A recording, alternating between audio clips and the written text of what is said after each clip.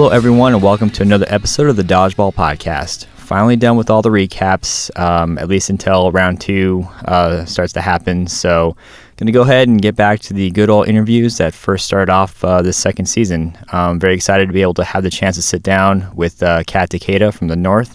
So, here we go. Well, I've got Kat here with me now. Kat, thank you so much for hopping on and being willing to talk dodgeball for a little bit. Let's just go ahead and start with your full name and the team that you currently play for. Sure. I'm Kat Takeda. I technically am on Chicago Kaiju. I do not have a women's or a co-ed team, but I have taken a elite hiatus for the year. So although they are technically my team, I am not a rostered player right now. Gotcha. And can you explain the hiatus a little bit? So right at the beginning of August 2017, I got a promotion. All of my dates, as far as tournament-wise, had already been approved. So when I got the promotion, they basically had to let me come to Boston. And then based off of the schedule, I'm a special events coordinator. Based off the schedule, I work a lot of weddings. And when they released the elite rounds in December, I found out that not a single weekend would work. So I forfeited my spot. We drafted 2 new players. And then I'm just kind of playing in whatever tournaments happen to work with my schedule. So I haven't played a single tournament in our state. I flew to Sin City, and then I flew to LA for the Tribune tournament. Gotcha. So it's not like you're taking like you're done with dodgeball. It's just work's not allowing for the elite schedules right now, at least. Correct. Gotcha. Yeah, I know the feeling. I sure gripe about that a lot in these episodes, so I'll stop myself. But when we were talking about this earlier, you said that you're going to at least try to make like a South regional tournament, perhaps, or is there some hope for you to be able to make any other regions? So I was originally looking at East Round 2 and South Round 3. As of right now, it doesn't look like either are going to happen, just due to the fact that the schedule is constantly basically increasing. So if we have like one event that weekend, and then all of a sudden we have 3 events that weekend, so no one tends to cancel their wedding. Yeah, it's a bummer. Yeah, but I am going to be at the Twin Cities Throwdown, which is the weekend of it's April 21st. And then I will be at UDC the first weekend of August. Gotcha. So you're still going to be involved in the competitive scene, just not so much elite for now. Right. And I mean, I'll be behind the scenes for Kaiju, helping them with their administrative social media and whatnot. And then I'll be there for part of round 2 in Chicago, but I won't be playing. I'm just going to be there helping film and ball shag and all the other fun parts that come along with being on the team. Nice. So you're still definitely invested. That's awesome. Yeah. I wanted to ask real quick, Kat, is that short for Catherine, Kate, or is that Catherine. like a nickname? Yeah, it's a nickname short for Catherine. Gotcha. Nothing related to like the feline cat or anything like that. It's just short for Catherine. Yep. Cool. And then, so going back to Chicago Kaiju, who came up with that name? Like, how did that team come to be? So It's a cool name. It's not the longest story of how it came about. So I used to be on the team DWO, and that was my first team in Elite. And then in 2016, the team disbanded, and I was left without a team. So Devin McManus, the captain of Super Best Friends, they were also in the process of rebranding. Part of their team had also left to start a new team, so we combined players from DWO and from Super Best Friends, and then picked up a couple new players. And he's the one who came up with the name Chicago Kaiju. So Kaiju in Japanese means strange beast. Right. So it was kind of fitting for our team. We had a lot of players that had come from other places that people weren't familiar with, and kind of this team that necessarily didn't fit the MO of what I guess Elite was at the time. So that's how we came up with, well, that's how he came up with the name, but I am totally down with it. So Yeah. Does it have a Pacific Rim influence? Because that's where I first heard the term kaiju. yeah, so basically any Japanese monster film, Godzilla and Mothra, and like, you know, the creatures from Pacific Rim, they're all classified as kaiju. So all those movies, it's like a kaiju like theme. Okay. So any, like, if you saw like the most recent Godzilla, they're coming out with pretty much, they're doing what Marvel's doing, but in the realm of kaiju, and they're every single like well-known Japanese monster is going to have its feature film. So it kind of worked out well that all of that kind of happened at the same time when we decided on our name, because it helped explain the background Right. to What we decided to call ourselves. Cool. Yeah, no, like I was saying earlier, it's an awesome name, and I wondered as soon as I saw kaiju popping up, I was like, I wonder if that's from Pacific Rim or associated with the Japanese monsters. I was I don't want to say a huge fan of Godzilla as a kid growing up, but I did watch what I could understand of the Godzilla movies, and it was always like, when does he get to just destroy stuff? That's all I care about. But I did grow up watching Godzilla, and I appreciated it, so I've got like a little... I get slightly excited whenever I see kaiju popping up, so it's pretty cool. And so this was like a combination of Super Friends. Did I hear that part correct? Super Best Friends. Super Best Friends. So 2 years ago is when Mark and the rest of Elite were really pushing for teams to have more professional sounding names, kind of get rid of the silliness associated with some of the names that we had. So as I'm sure you've noticed, a lot of the North teams rebranded and they got new jerseys, and some of them changed their team format, like they rostered new players. So Kraken used to be Bear Jordan. We used to be TWO and Super Best Friends. Task Force used to be Task Force Unicorn. So we all collectively, you know, dropped the silly parts of our team names and then rebranded like with a more professional ideal in mind. Gotcha. I'm a huge fan of that, by the way, of just kind of not so much, I don't want to say taking the fun away from Dodgeball. Never am going to admit to being a fan of that specific thing, but just as we push forward to, you know, more legitimacy, it's kind of good to see some of the names, especially like the cheesy ones, like balls deep, ha ha ha, lol. Like, no, like it's good to see like professional team names starting to become enforced. And I think I was telling, maybe it was either Glenn or Kenny, but I cannot wait for the day where uniform enforcements are going to be in place and everybody has to match. It's going to look so great. I cannot wait for that. But oh yeah, I'm really excited for that. The NCDA actually instated some uniform rules across the league Nice. after I graduated, but they have not necessarily restrictions on what they can and cannot wear, but they're required to have their numbers shown in certain areas of their jersey to make it easier for refs. Because when you're trying to yell at 15 people on the court, it's easier to say number 15 than it is to say you with the yellow shoes. As you're pointing at 30 other people that are looking at you like, what, me? Yeah.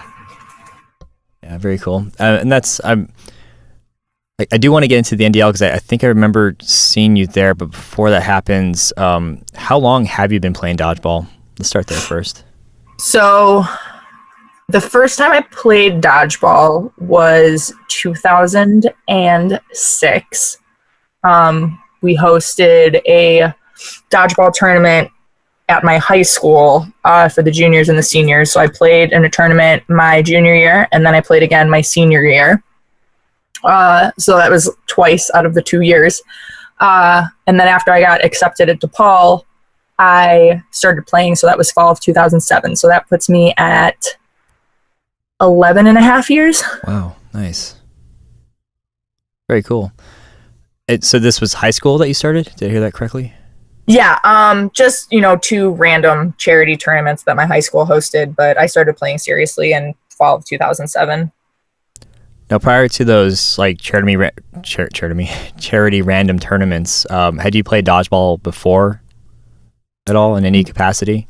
No, I wouldn't say that my school had banned dodgeball, but we played games that were similar to it. We just never called it dodgeball.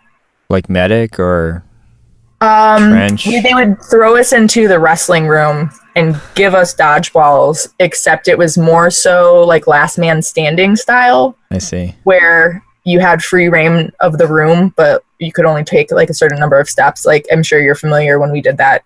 I mean, we do it all the time in the North as far as like fun things, but I know it was like a common thing for the NDL the one year that I went. Yeah, the last man standing competition. You can only take like 2 steps once you got a ball, and that's it. And then it's a free for all. So that's cool. I mean, it sucks that schools ban dodgeball. It's always a bummer to hear that because you always, we'll never see like the true threat of it. Like I don't believe that it propagates bullying or anything like that. I just think we're a little too protective of kids. But I grew up playing dodgeball in gym school, and I never got hurt as a result. So. Yeah, I mean, I don't know for sure if it was banned, but we never. It was the game was similar. I don't know if the gym teachers just avoided calling it dodgeball for that reason, but like it was pretty much dodgeball. It's like, hey kids, we're gonna play friend ball. It's totally not dodgeball, but it's the same. Yeah.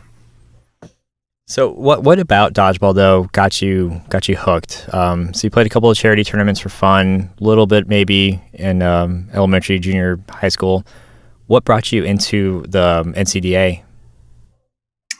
So I got accepted to DePaul, and at the time, like over the summer before I got there, I was looking up clubs to join, and I don't know how I found it, but the first thing to pop up was DePaul Dodgeball Club.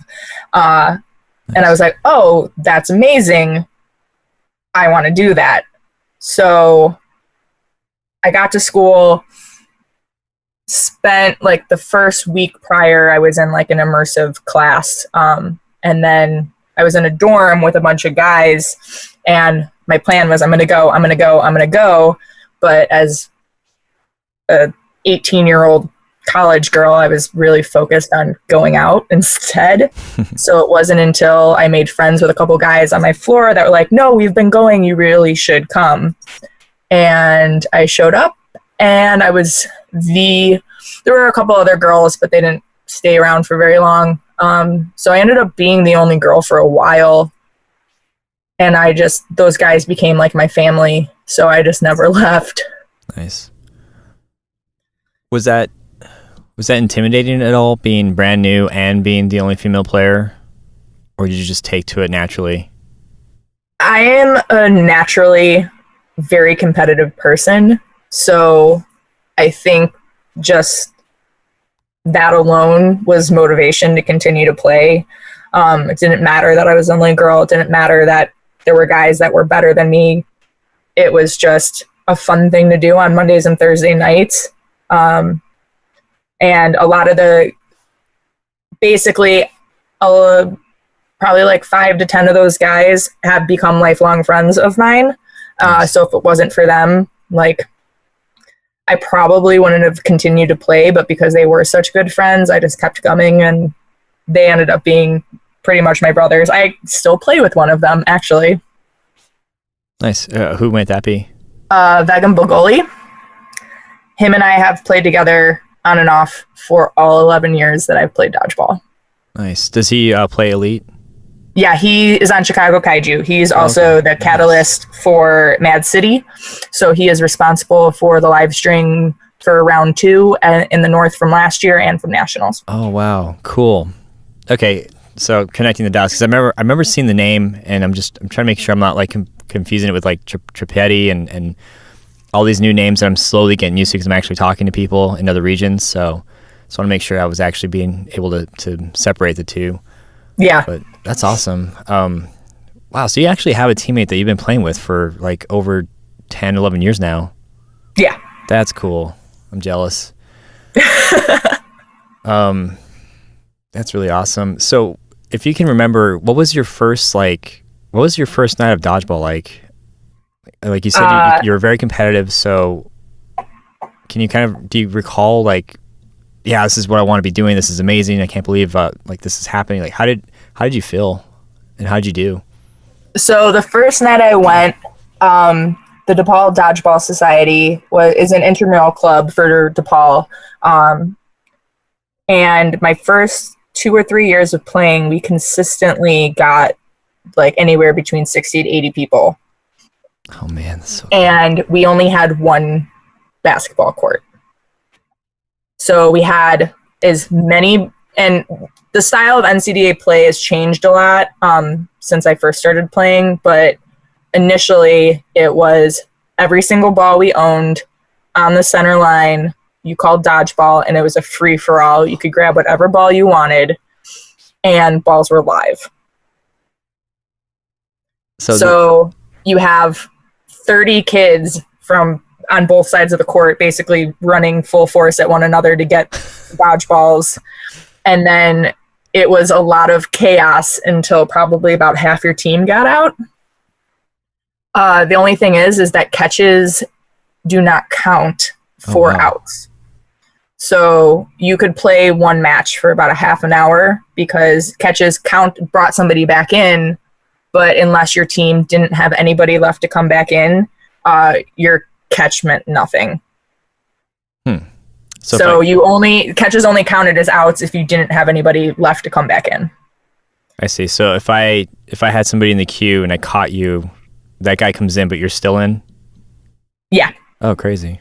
Yeah, the thrower gets to stay. So it created, it prolonged games a lot, and it made sure that I don't really know why, because it's not like it helped in like moving the game along.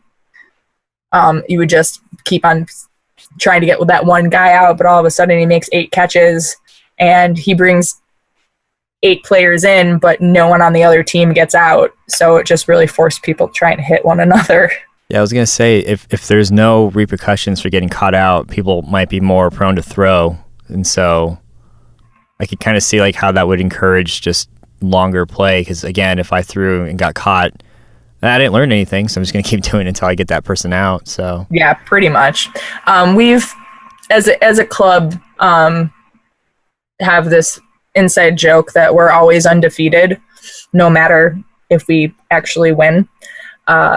It's all about just the fun aspect. So our team was responsible for a lot of shenanigans for the 5 years that I played with them. Nice. What was there like a learning curve for you, or did you just naturally just do well? Like, when some people show up, they'll get lit up all day or they get caught all day, and then there's like a little bit of an on-ramp for them before they decide this is for me. How was it for you adjusting? Throwing wasn't really a problem for me. I caught on to the catching part pretty easily. However, I did not know how to pinch for like the first 3 or 4 years I played. I would try so hard and every single ball would just end up in the ground. That sounds about right. As soon as I try to pinch, it's either in the ground 5 feet in front of you or like 18 feet up in the air and no chance of hitting anybody.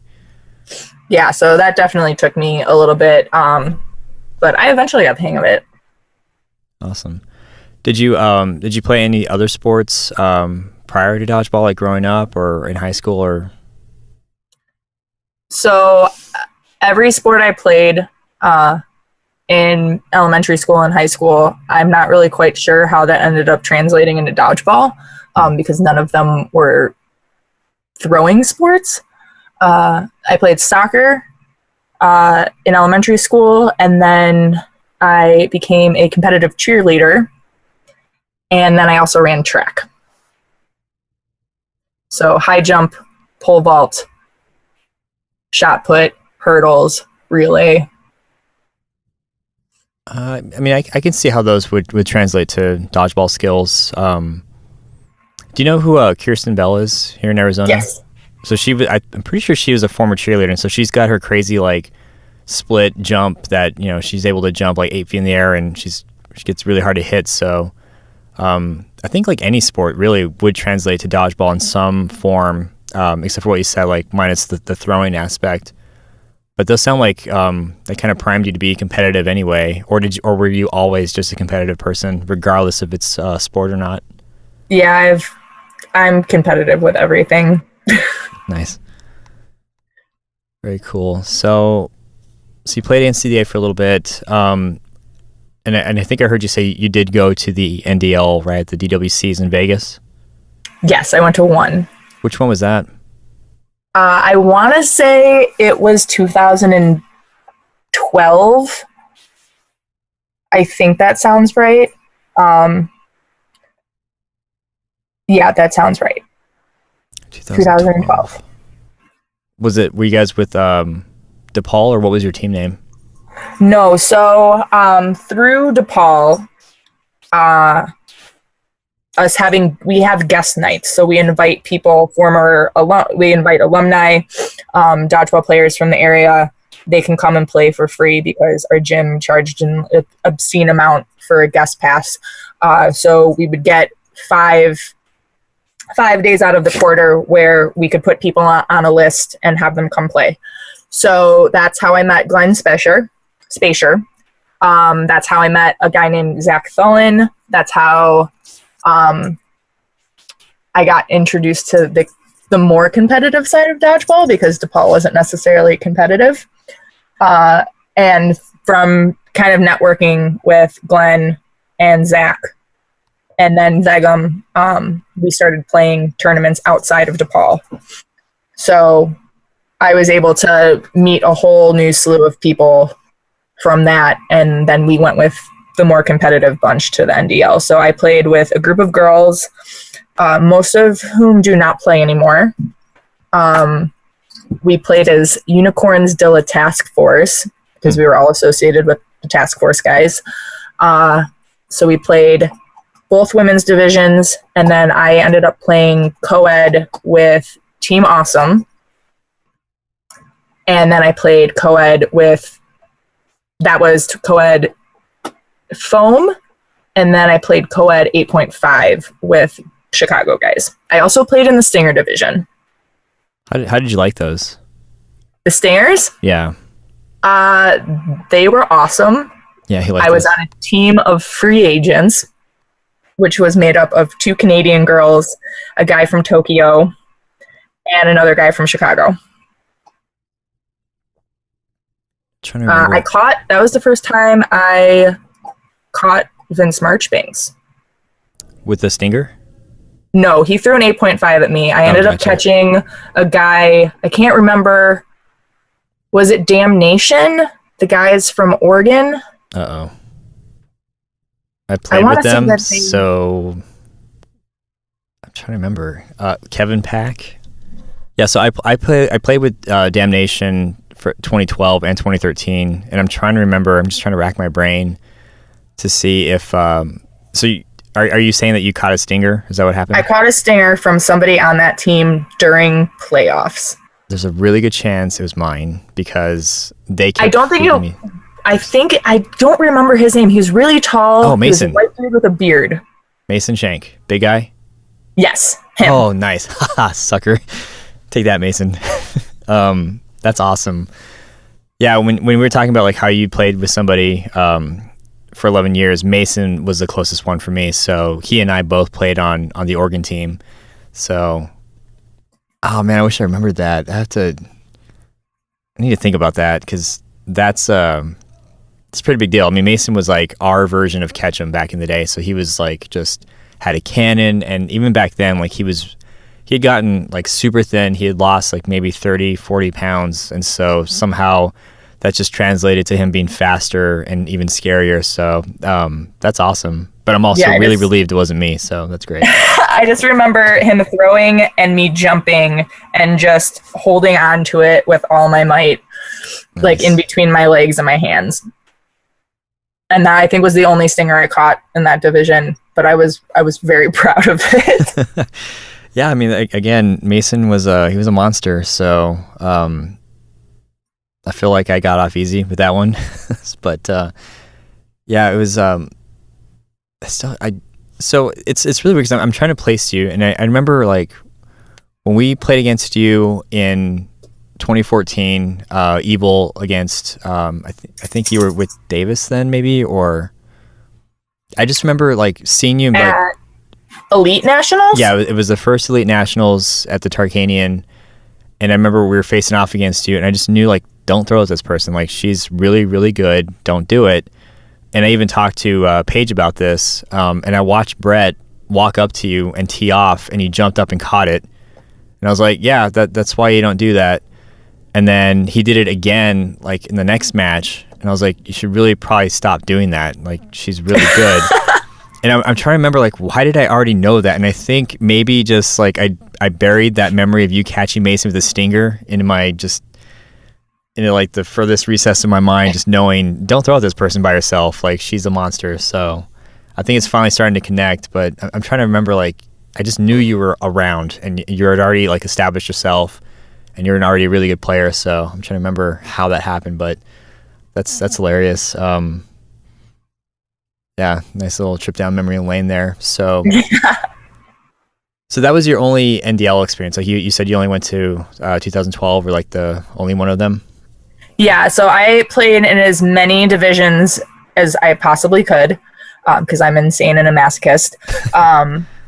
And that's how I kind of got introduced to a bunch of LA players. But I was going to try out for the professional team, and Prentice was all about it. And then as the day progressed, I slowly started realizing that I did not want to try out for the professional team based off of the fact that I couldn't participate in like the rule of like not being able to play in other tournaments.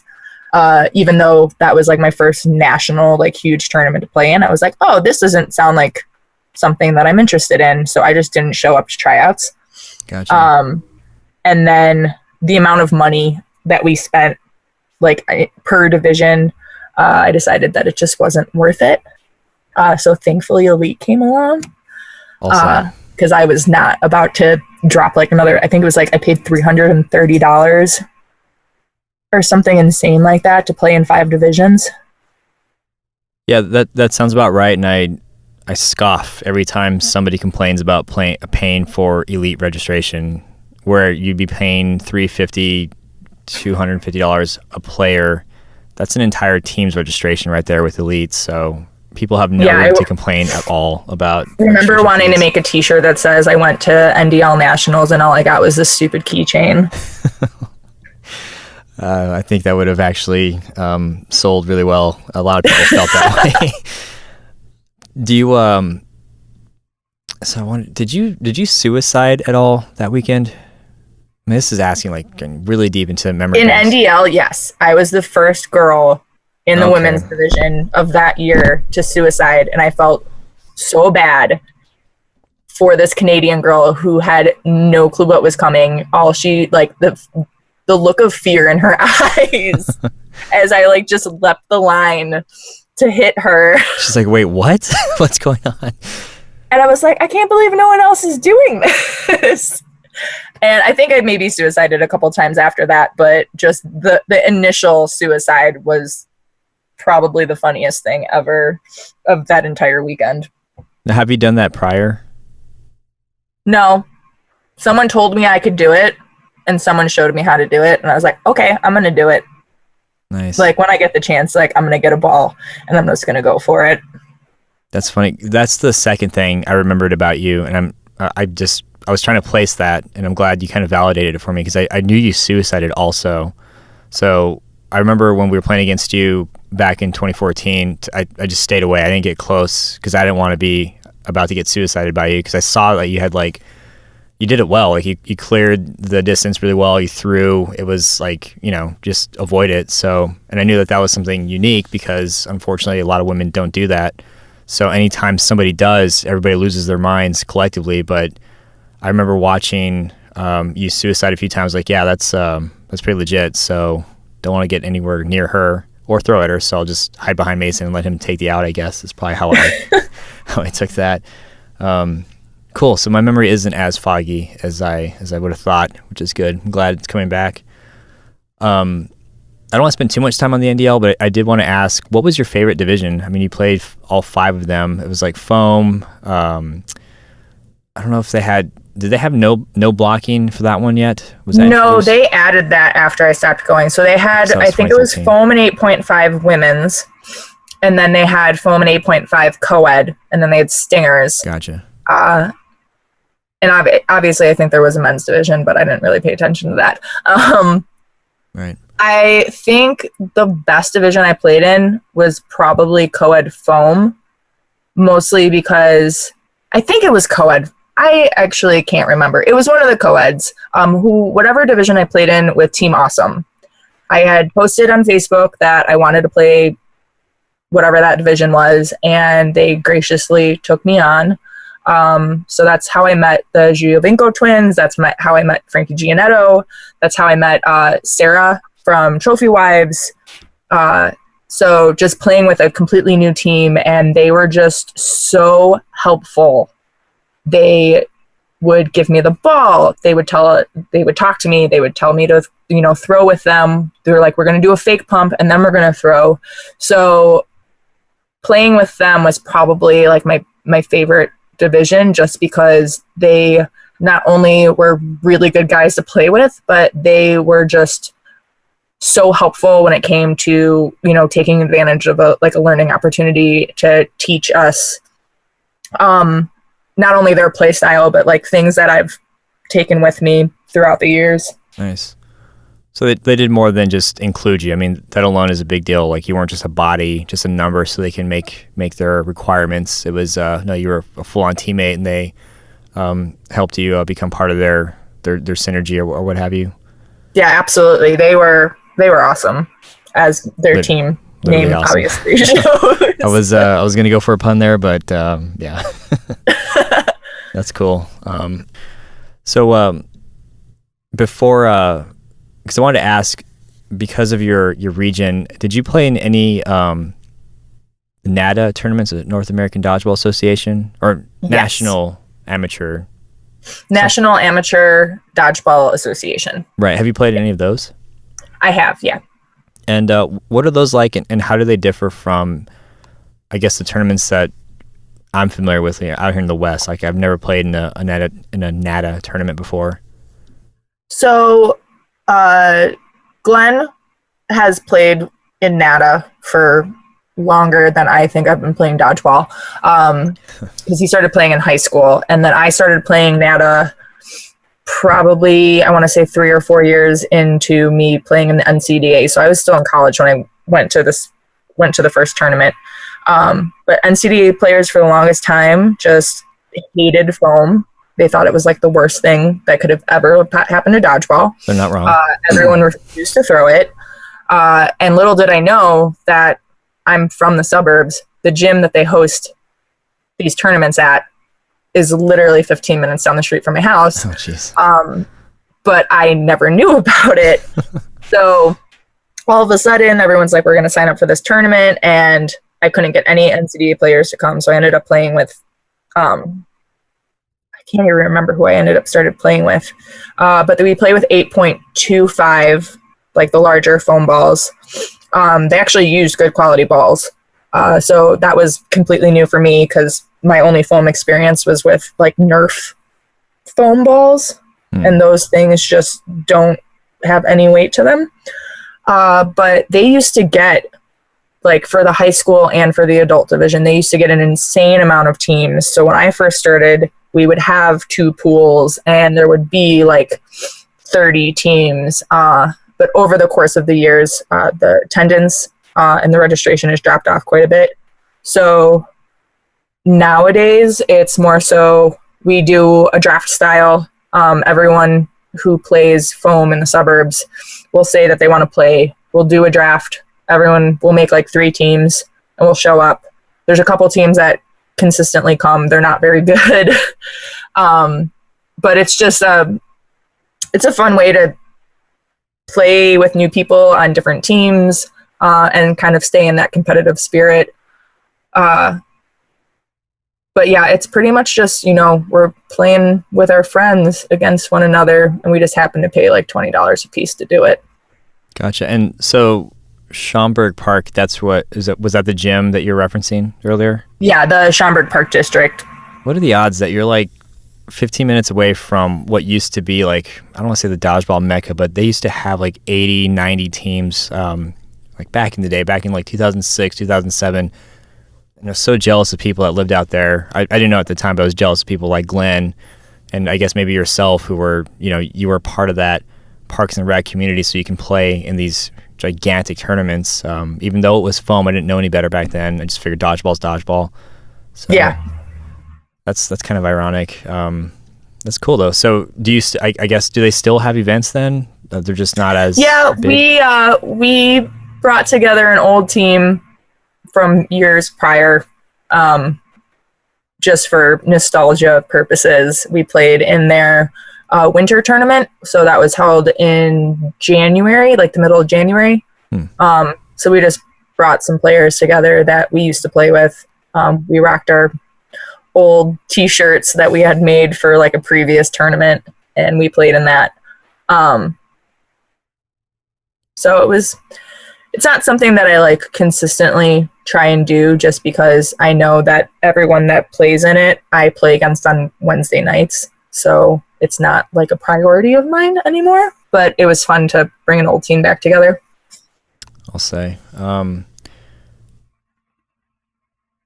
I was going to ask, so what, so you had just come back from Open Gym tonight, right?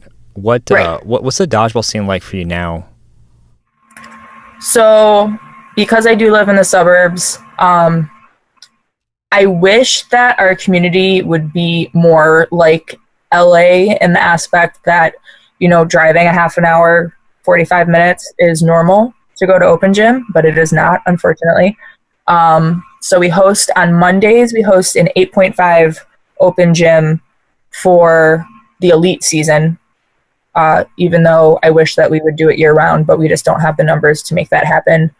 So we do that on Mondays from 8:30 until 10:30, and then we do a foam Open Gym on Wednesdays from 8:30 until 10:30, mostly 8.25-inch balls, but we do have like a handful of 7 inches that we use, which a lot of players lately have been focusing more on, just because that's the official ball of Team USA.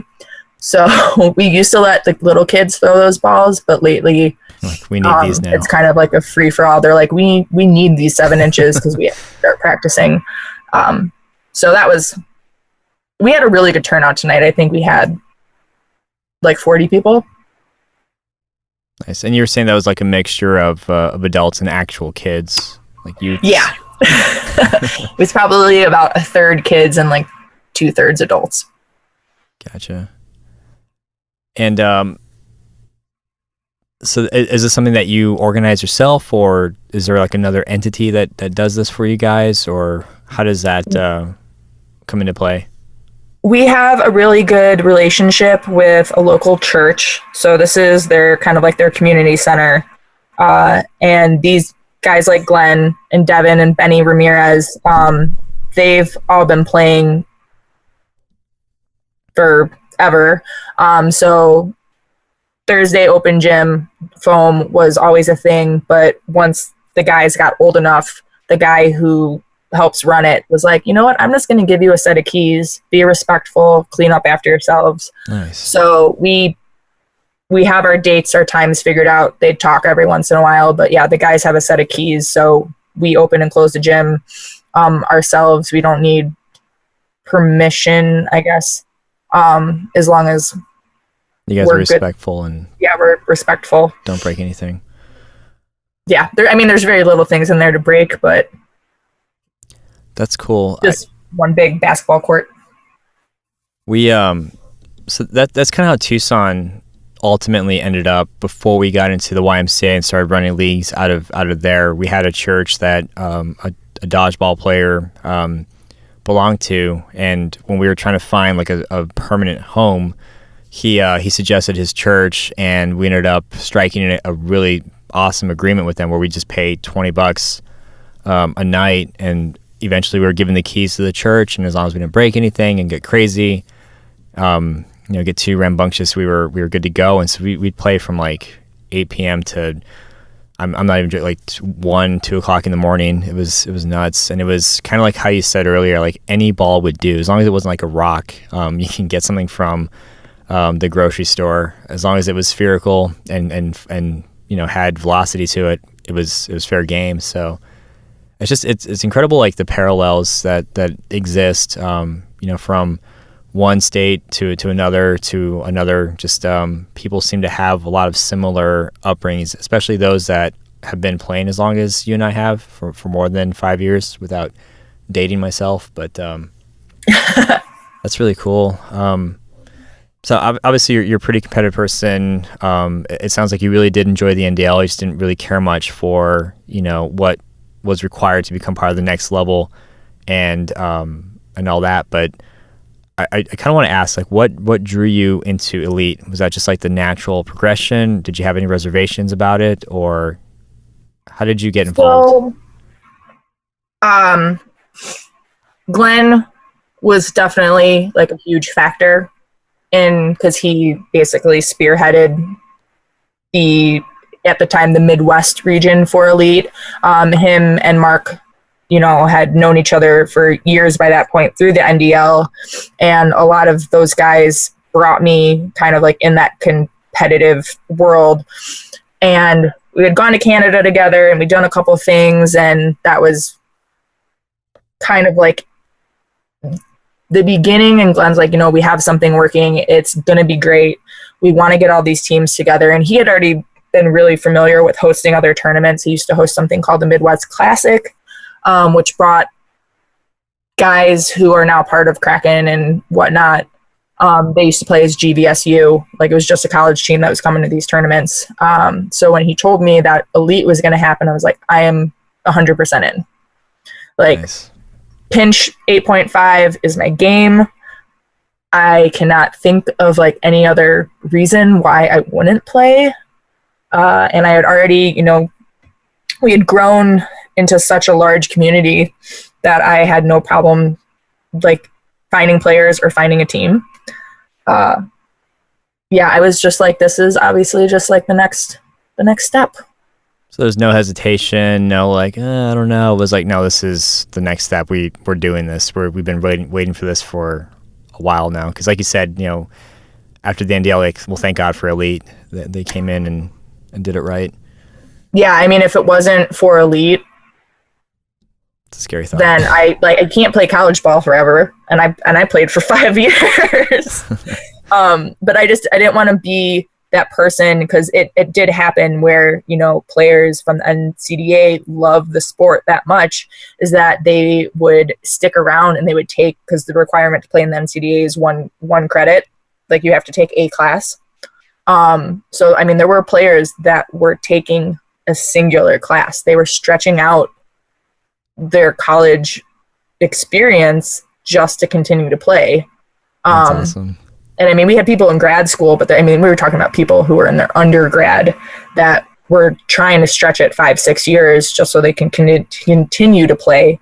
And I didn't want that to be me. So I'm happy that Elite came around when it did. Yeah, so you really dodged a bullet by not coming back to the 2013 DWC. It was just bad. It was 2012 was like decent, but if you can imagine 2013 being half that crowd, it was half the Tarkanian and the same amount of divisions, but it was a recycling of like the same 8 to 10 teams. And I wish I was exaggerating. I'm actually trying to paint a better picture for the NDL at this point. And it was just so I remember hearing horror stories about that. Yeah, it was. And moving forward from there. Yeah, it was just so bad. And I just remember like coming home or driving home, I was like, I think this is it. Like, I think if this was the apex or the pinnacle of dodgeball competition, it's definitely like on the down now. Like, it's completely gone downhill. And I was just like, just really sad. I was like, wow, I thought there would be more to this. And thank God there is, because that was such a like I don't want to say like a depressing feeling. It was just like, huh, I guess it's over. I guess the ride's done. I guess this is my stop. I'm kind of sad that my stop is like this. It's so desolate and sad. But yeah, it's just again, so grateful for Elite, and I'm pretty sure it was like that with everybody else in Arizona. Like once it started happening, we're like, yes, we are 100% on board. Thank God. So let's kind of move past Elite and kind of get into the international scene. And if memory serves me correctly, you did have some involvement with Team USA, correct? I did. I made the I can't remember what year it was, but I made the team the year that they went to New Zealand. I can't remember that. I should. I think it's 2013. Hopefully somebody can correct me, or I can look it up real quick. But so you made that team, but didn't follow through with it, or what happened there? Yeah. The price of the flight and the flights within the 2-week span that they were supposed to go, it just wasn't a feasible thing for being a college kid that was trying to split their time between their job and school. Gotcha. Because again, I could have sworn I remembered seeing you in a USA jersey. Not that I stalk you or anything. I know that probably sounds like, at this point, it probably sounds like I do that. But I just remember in Dodgeball Family and the feeds and all this other stuff, I remember seeing that. So obviously you have interest for this year, and that's kind of why you're saying you wanted to make, what was that event that you mentioned? The Twin Cities Throwdown. Twin Cities Throwdown. And is this just part of the next step for you? Like, do you see Team USA as being the next level of competition that you want to go to? It sounds silly to ask why do you want to be on Team USA, but that's kind of where I'm getting at. Yeah. So for me, not playing in New Zealand was a huge hit for me, because I felt that kind of like stunted not my playing necessarily, but I felt like it stunted my progression to like a higher level as far as continuing to play internationally, because I've played in Canada before a couple times. I've played their style, which is like consistently 7-inch. So it's definitely something that I'm comfortable with and I'm confident in. So knowing how confident I am with a 7-inch in foam in general, although I do love Elite, I think that showcasing my abilities with foam is something that I want to do. And I love the international scene. Like, I love the players that I've met along the way. And I just think that kind of showcasing that on a bigger stage is just the next goal of mine. But the competition is going to be extremely tough this year. It's in LA. I don't even know how many people are trying out. Like, it just makes sense for basically every girl who has ever touched a foam ball to try out. That's kind of a cool way to put it, though. Stakes are definitely high. Almost sounds like you kind of like have, I don't want to say unfinished business, but you kind of want to pick that up, right? You want I don't want to say redeem yourself, but I think I understand wanting to make sure you make this one. And as far as, are you doing anything specific to be noticed? Because if I understand correctly, there's like scouts now that are helping with the process. You don't have to fill out an application still, do you? No. We filled out like a form that was, I think, like a Google Doc or like a Google something, to let kind of like collectively let the committee know that we were interested. So you just filled it out online, basically saying that you're interested. So they have an idea of who to look for. So based off of the fact that, they've said that every USA Dodgeball sanctioned event is a tryout, that's part of the reason I came to Sin City, and that I went to the Tribune tournament, and that I am being completely insane and flying in on a 6:30 flight into Minneapolis this month. I'm doing everything I can to make it to the tournaments that that do have the scouts. I feel like the Tribune tournament was kind of a hit for the girls, though, because there was only one scout. I mean, there were multiple people on the committee there, but, you know, you can only keep your eye on so many courts. Right. So for the two women's teams, women's team plus Brendan and then another women's team that competed, I felt like they kind of got slighted as far as that tournament was concerned, because the focus was on the men. So, I mean, those teams will have another opportunity, you know, when the LA Classic comes around and elite and things like that. But for some of us, if you like can't travel as much, it's a little bit more difficult to make that happen. So I'm doing everything financially possible to make what I consider important tournaments. Gotcha. And are you able to make the LA Classic, or is that one of the ones that's not within your means right now? That is not in the cards for me this year, no. Gotcha. I've heard I'll say I've heard stories about that one, but I keep remembering the hashtag Kelly tried to kill us, and I wonder if that's because it's just so much dodgeball, but I'll find out. It is an insane amount of, I mean, I loved it. I wouldn't have it any other way, but I know that physically for some people it was a little much. The first year that she hosted it, half of a team left. Oh my. Like, they came from Arizona, half the team said we can't play day 2, and they drove back home. Oh man. I remember hearing that. But as far as women's tournaments are concerned, it is probably the best women's tournament and one of the best well-run tournaments that any girl or any woman could possibly participate in. So props to Kelly and all the hard work that she does, and, you know, making that happen and finding us refs and, you know, making sure that, I mean, obviously, you know, there's other people there helping her, but it was really her brainchild, and I could not be any more thankful playing in the past 2 of them. Nice. Yeah, she hopefully she's listening, because that's major kudos to what she's doing and what she's done. She's definitely an animal. Like, she's a monster. She's really fit, and I think it's hilarious that hashtag was a thing, because I can only imagine, like, what did Kelly do to these poor people. And then I think we had like a taste of the Classic. It was open to everybody in December, and it was like foam, no sting, and 8.5, and that was just I was just completely just done after day 1. Like, I was cramping up. That's never happened to me before, and I was like, when does it end?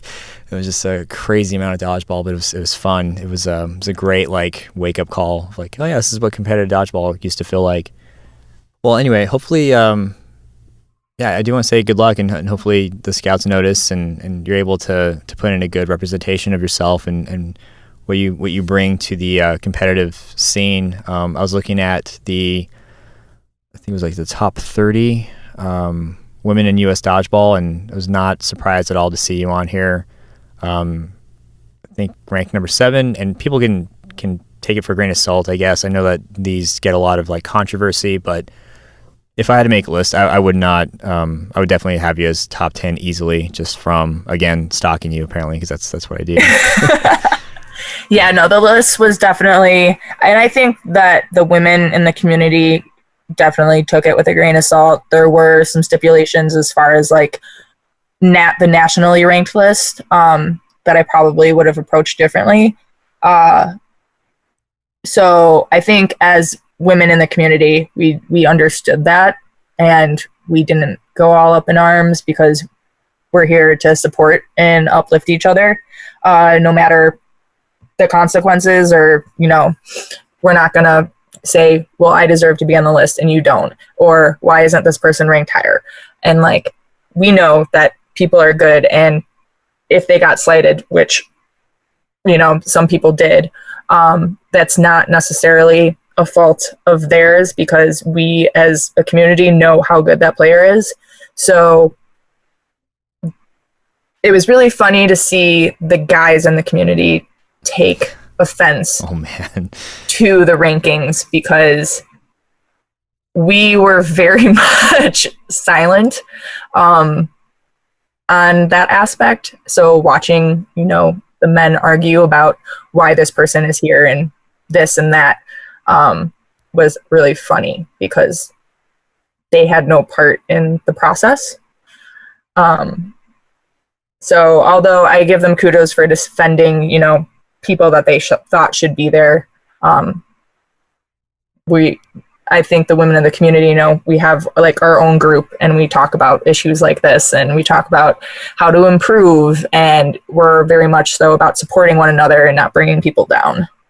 Nice. I mean, that's how community should be. And when I saw these rankings, I was like, yeah, I mean, that's somebody's perspective for the current. It's like a snapshot. It may not necessarily be set in stone. Somebody could have a crazy breakout series of tournaments, and then next thing you know, the whole order's changed. So who knows like how much weight to give something like that. But I do think there is some truth in it. And like I was saying, top 10 is easily what I could see you placing. But you did bring up something interesting. I wanted to ask, how do you stay so competitive? So I used to live in the city, and I've been back in the suburbs for a while now, which joining leagues makes it a little bit more difficult, not only because of my work schedule, but because of the commute. So I used to play probably like 4, maybe 5 nights